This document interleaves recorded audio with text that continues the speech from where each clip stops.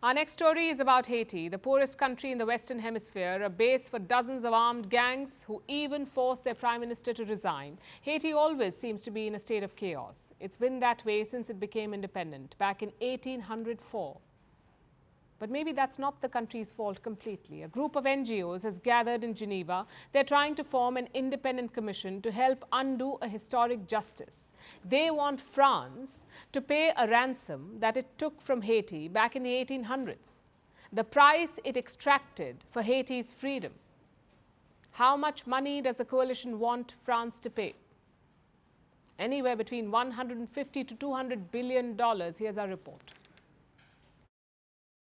Have you heard of the term war reparations? It's a specific type of payment given by a losing country to the winner of a war. This has always taken place in history. Germany paid this to the victorious Allies after World War II and after World War I as well. France paid this to Britain after Napoleon was defeated. War reparations are a way for the losing side to pay for the lives lost. This is how it has always been, the business side of war.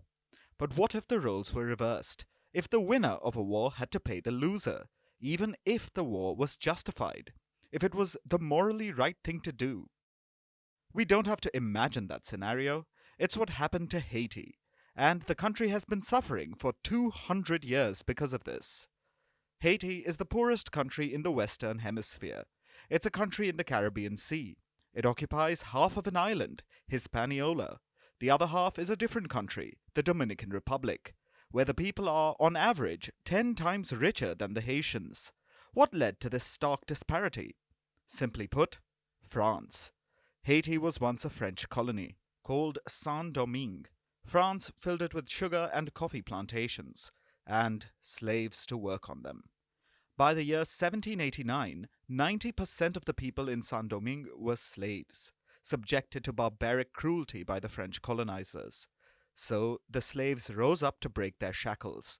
They finally won their freedom from the French in 1804, after fighting for over a decade. The people even defeated Napoleon's armada, making a place for themselves in history. But the joy was short-lived. Napoleon was beaten in Europe as well. The French monarchy was restored, and they wanted their colony back. France sent another armada in 1825. 500 cannons were pointed at the now free nation of Haiti, and the French made them an offer at gunship point. Pay 150 million francs for your freedom, or we'll enslave and kill you again. Let's look at a contemporary comparison, the Louisiana Purchase. The US actually purchased much of the present-day South and Midwest from France back in the year 1804. More than 2 million square kilometers of land, about 77 times the size of Haiti. How much did the US pay France? 80 million francs, or $15 million.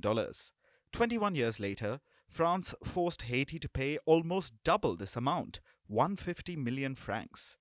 Now obviously, Haiti did not have that kind of money, so France made it borrow the money from French bankers.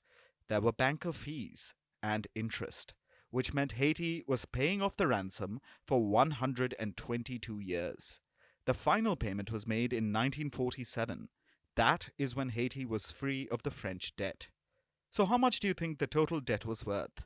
Well, that is a question that will be debated by a United Nations group, the UN Permanent Forum on People of African Descent.